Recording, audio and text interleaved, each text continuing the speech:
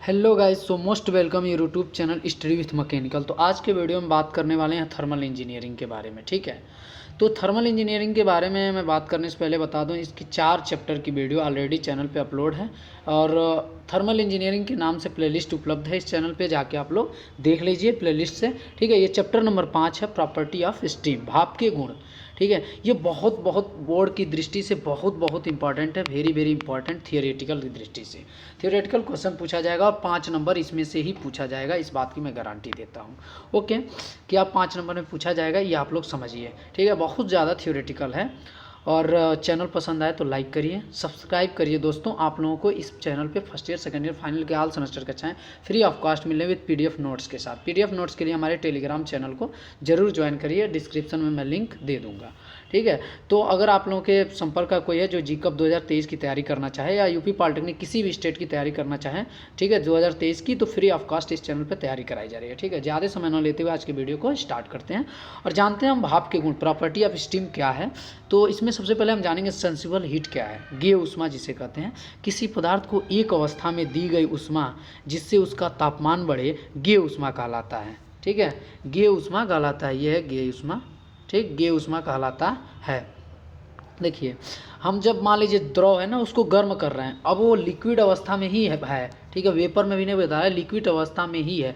उस अवस्था में जो उसे टेम्परेचर दिया जा रहा है, ओके, तो जब मतलब उसका तापमान बढ़ रहा है, जैसे उस अवस्था में उसका क्या हो रहा है, टेम्परेचर ही तो बढ़ रहा है ना, वेपर में भी नहीं बदल रहा है। ठीक, तो जब तक दिया गया, तो जितना वो ऊष्मा दिया गया, ठीक है, दी गई ऊष्मा वो होती है गेय ऊष्मा। ओके, गेय ऊष्मा होती है, आप लोग समझ गए होंगे। जैसे आप लोग पानी गर्म करते हैं, अभी वो मतलब होता है ना, खौलने लगता है, उबलना, उसके पहले जितना ऊष्मा दिया गया, ऊष्मा क्या कर रहा है, अवशोषित कर रहा है, ऊष्मा, उसका टेम्परेचर बढ़ रहा है एक ही अवस्था में, वेपर में नहीं बदला है। तो उस समय जो ऊष्मा होगी वो क्या होगी, गेय ऊष्मा होगी, सेंसिबल हीट होगी। आगे बढ़ेंगे, जानेंगे गुप्त ऊष्मा, लेटेंट हीट क्या होती है। किसी पदार्थ को अवस्था परिवर्तन के दौरान पदार्थ को दी गई ऊष्मा उस पदार्थ की गुप्त ऊष्मा कहलाती से एल से निरूपित करते हैं। देखिए, आप मान लीजिए पानी गर्म कर रहे हैं ना, एक मान लीजिए टैंक ले लीजिए, कोई पात्र ले लीजिए, वेसल लीजिए, उसमें पानी गर्म कर रहे हैं और वेपर में बदल रहा है। ठीक है, अवस्था परिवर्तन हो रहा है, लिक्विड से क्या हो रहा है, गैस में वो चेंज हो रहा है। ठीक, तो उस अवस्था में जो उसमें ऊष्मा होगी ना, वो लेटेंट हीट होगी, गुप्त ऊष्मा होगी। ओके,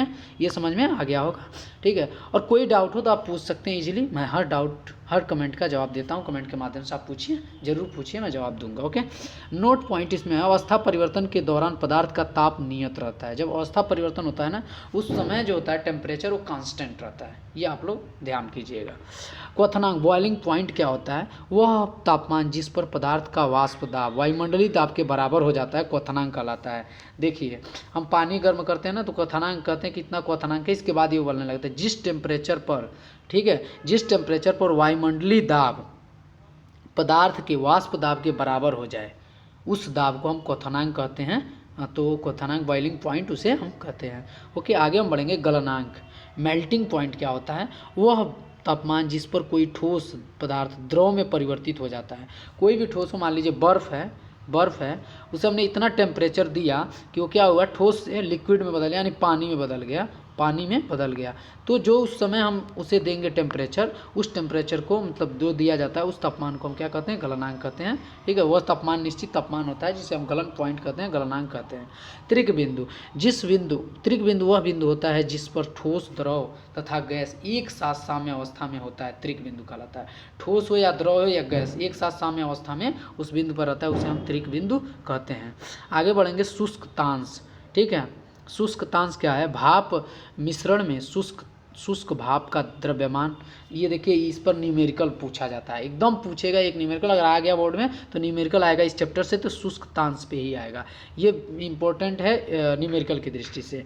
ठीक है, तो भाप मिश्रण में शुष्क भाप का द्रव्यमान तथा शुष्क भाप में एवं आर्द्र भाप के योग के अनुपात को शुष्कतांश कहते हैं। ये दे देगा, भाप के मिश्रण को ही दे देगा, ठीक है, उसमें द्रव्यमान दे देगा, शुष्क भाप एवं आर्द्र भाप के योग का अनुपात दे देगा, समथिंग दे देगा, और वे एक्स का मान कहेगा। इसे एक्स, शुष्कतांश को एक्स से निरूपित करते हैं, एक्स कह देगा फाइंड आउट करने के। तो एक्स इज इक्वल टू हमारा होता है डब्लू एस, ठीक है, यहाँ दिया है W S upon W S plus W small W, जहाँ डब्ल्यू एस शुष्क भाप है और डब्ल्यू स्मॉल डब्ल्यू भाप, आर्द्र भाप में पानी की मात्रा है। ये आप जान जाएंगे, इतना, यही मेन सूत्र है उसका। ठीक है, निकालने का। नोट पॉइंट इसमें देख लीजिए, नोट पॉइंट ये है, इसका सबसे इंपॉर्टेंट नोट पॉइंट कि यदि दी गई भाप का सूचकांक x = 0.9 दिया गया है तो इसका मतलब है कि मिश्रण में 0.9 kg भाप है तथा शेष 0.1 kg पानी है। अगर आप लोग करें ये नहीं जानेंगे ना तो आप न्यूमेरिकल नहीं कर पाएंगे। अगर 0.9 दे दिया किसी सूचकांक, किसी मतलब x का मान दे दिया 0.9, ठीक है, किसी भाप का, तो इसका मतलब ये है कि इस मिश्रण में 0.9 किलोग्राम जो है वो भाप है, वेपर है, तथा शेष वाटर है 0.1 किलोग्राम। ओके, आर्द्र भाप के बारे में हम जानेंगे। ठीक है, वेट स्टीम, भाप की वह अवस्था जिसमें नमी या जल कण विद्यमान हो आर्द्र भाप कहलाता है। देखिए, भाप की वो अवस्था होती है ना जिसमें कुछ नमी हो, कुछ जल के कण हो, पूर्ण रूप से सैचुरेटेड मतलब सुपर हीटेड ना हो, उसमें जल के कुछ कण हो, उसे हम आर्द्र भाप कहते हैं, आर्द्र भाप कहते हैं, वेट स्टीम कहते हैं। इसका अर्थ ये है कि जल का पूर्ण वाष्पन नहीं हुआ है और गुप्त ऊष्मा का पूर्ण अवशोषण नहीं हुआ है। जो हमारा है गुप्त ऊष्मा हमारा उसका पूर्ण अवशोषण नहीं हुआ है। ठीक है, लेटेंट हीट का पूर्ण अवशोषण नहीं हुआ है। अब हम आगे बढ़ेंगे और जानेंगे कि हमारा शुष्क संतृप्त भाप क्या है। ड्राई सैचुरेटेड स्टीम, भाप की अवस्था जिसमें विद्यमान जल के कणों को ऊष्मा देकर वाष्पित कर दिया जाता है, यानी इसमें जल के कण रहे ही ना, सीधी सी बात, कर दिया गया है हो, अर्थात भाप का वह रूप जिसमें जल के एक भी कण विद्यमान न हो, शुष्क संतृप्त भाप कहलाता है, ड्राई सैचुरेटेड स्टीम कहलाता है। देखिए, स्टीम के बारे में अपना जब वे अभी आप 6वां या 7वां पार्ट है आपका बॉयलर, उसमें आप जरूर उसमें आप लोग स्टीम के ही बारे में डिस्कस करेंगे, हर जगह स्टीम, इसलिए ये स्टीम के बारे में आप जान लीजिए क्या होता है आपका वेट स्टीम क्या होता है और आपका ड्राई सैचुरेटेड स्टीम क्या होता है। ओके, तो जिसमें एक भी जल के कण विद्यमान न हो वो क्या हमारा कहलाता है, ड्राई सैचुरेटेड स्टीम कहलाता है। शुष्क संतृप्त भाप अपने अंदर पूर्ण गुप्त ऊष्मा अवशोषित कर लेता है, संपूर्ण लेटेंट हीट अपने अंदर अवशोषित कर लेता है और यह भाप एक आदर्श गैस के रूप में व्यवहार करता है। जो ये भाप होता है एक आदर्श गैस, ठीक है, आइडियल गैस के रूप में व्यवहार करता है। आगे बढ़ेंगे, अतितप्त भाप, सुपर हीटेड स्टीम, ये हमारा बॉयलर की दृष्टि से बहुत इंपॉर्टेंट है और बोर्ड की दृष्टि से बहुत इंपॉर्टेंट है। बॉयलर में पूछा जाता है, बोर्ड में ये पूछा जाएगा कि आपका वेट स्टीम क्या है, सुपर हीटेड स्टीम क्या है और सैचुरेटेड स्टीम क्या है। ठीक, तो ये है शुष्क, हमारा शुष्क भाप, अतितप्त भाप। शुष्क भाप को जब और अधिक गर्म किया जाता है और इसका दाब स्थिर रखा जाता है तब भाप के तापमान में वृद्धि होती है, इस अवस्था में इसे अतितप्त भाप कहते हैं। देखिए, शुष्क भाप जो होता है ना, शुष्क भाप, और जब उसे और अधिक गर्म किया जाता है तो इसका जो होता है प्रेशर उसे स्थिर रखा जाता है, तब भाप के तापमान में टेम्परेचर में दो वृद्धि होती है, इस अवस्था में इसे अतितप्त भाप कहते हैं। टेम्परेचर में जो वृद्धि हुई इसे अतितप्त भाप कहते हैं, सुपर हीटेड स्टीम कहते हैं। मोलियर आरेख में कौन कौन सी लाइनें होती हैं, बहुत इंपॉर्टेंट है मोलियर आरेख, इसे आप लोग देख के बना भी लीजिएगा और इसमें लाइनों के बारे में मैं बता दे रहा हूँ।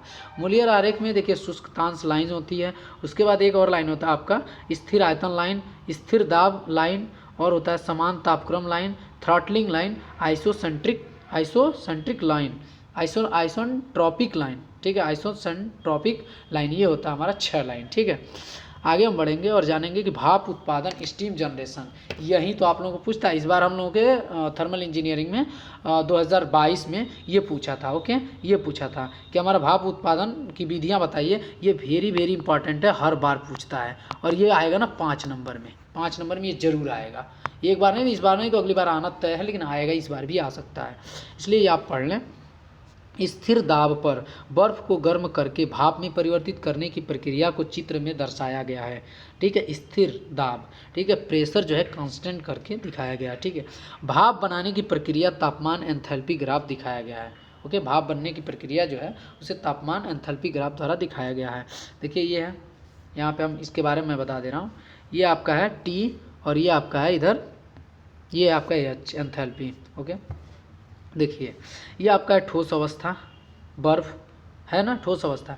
तो इसमें जो है एक अवस्था में जो हमारा क्या लगता है वो टेम्परेचर होता है, वो हमारा इसमें सेंसिबल हीट रहेगा, है ना, गे उष्मा रहेगी। और वहीं जब यहाँ रहेगा, मान लीजिए यहाँ मतलब नहीं है, अवस्था परिवर्तन के समय जो लगती है वो क्या रहती है, हमारी सेंसिबल हीट रहती है। एक अवस्था में जो हमारी लगती है वो सेंसिबल हीट रहती है और अवस्था परिवर्तन के समय जो लगता है वो हमारा गुप्त ऊष्मा होता है। देखिए, अब यहाँ गलन हो रहा है, तो क्या ठोस से लिक्विड में बदल रहा है, तो हमारा क्या हो रहा है यहाँ पे अवस्था परिवर्तन के समय जो लगता है वो लेटेंट हीट होता है। अवस्था परिवर्तन हो रहा है या लेटेंट हीट हो रहा है। तो Q से R तक हमारा है ठोस वो द्रव में बदल रहा है, गलन हो रहा है। फिर हमारा जो है, 1 मिनट आगे ये थोड़ा नीचे कर लें और देखिए यहाँ पे R से S तक हमारा ये द्रव अवस्था है, एक समान है। तो जब एक समान अवस्था में है तो ये उष्मा है, सेंसिबल हीट है। फिर हमारा S से जो है T तक यहाँ वाष्पन हो रहा है, यानी द्रव जो है वो क्या है, गैस के रूप में परिवर्तित हो रहा है। यहाँ जो उष्मा होगी वो लेटेंट हीट होगी, गुप्त उष्मा होगी। फिर यहाँ से हमारा गैसीय अवस्था में पूर्ण रूप से ये बदल जाएगा और यहाँ हमारा जो होगा सेंसिबल हीट होगा। ओके, तो इसके बारे में हम एक एक करके डिस्कस करेंगे और यही पूछता है पॉइंट वाइज। देखिए P से Q तक क्या होगा, तो P से Q तक ये और ये इस अवस्था, इस चरण के दौरान स्थिर दाब पर किसी निश्चित द्रव्यमान के बर्फ को उष्मा प्रदान की जाती है, जिसके कारण -0 से 0 सेल्सियस तक पहुंचता है।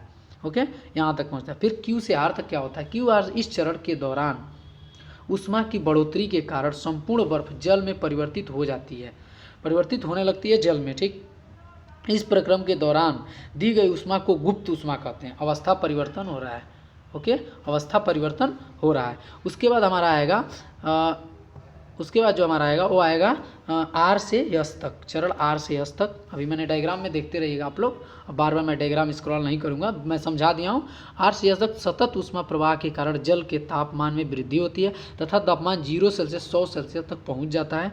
इस अवस्था में जल 100 सेल्सियस पर पहुँच जाता है। ओके, उसके बाद हमारा पहुँचेगा T तक, चरण S से T तक। बिंदु S के बाद जल की उष्मा को और बढ़ाया जाता है, जल का वाष्पन होने लगता है, यानी ये जल से वाष्प में बदलने लगता है। इसके बाद जल वाष्प में बदल जाती है। इस चरण के दौरान ताप स्थिर रहता है तथा वाष्प में कुछ जल के कण मौजूद रहते हैं तथा इस चरण के दौरान दी गई उष्मा को वाष्प की गुप्त उष्मा कहते हैं। देखिए ये अवस्था परिवर्तन हो रहा है तो गुप्त उष्मा है, एक अवस्था में लगेगा तो सेंसिबल हीट रहेगा। चरण हमारा T से U तक क्या होगा, जब हम भाप को उष्मा प्रदान करते हैं तो इसका तापमान बढ़ने लगता है और ज़्यादा बढ़ेगा। इस समय अतितापन सुपर हीटेड तथा इस प्रक्रम के दौरान बनी भाप को अतितापन भाप सुपर हीटेड स्टीम कहते हैं। इस चरण के दौरान बनी भाप बॉयलर ठीक है, बॉयल तथा चार्ल्स के नियम का पालन करती है, यानी आइडियल गैस की बात व्यवहार करती है। और एंथैल्पी क्या होता है, H। यहाँ तक ये था और ये तक आप यहाँ T से U तक आप ये पूरा दिखा देंगे ना, 5 नंबर कहीं नहीं गया, 5 नंबर आप लोग को इजीली मिल जाएगा। ओके, आगे हम बढ़ेंगे और जानेंगे हमारा 1 मिनट हमारा क्या है कि एंथैल्पी क्या है। एंथैल्पी हमारा क्या है, H।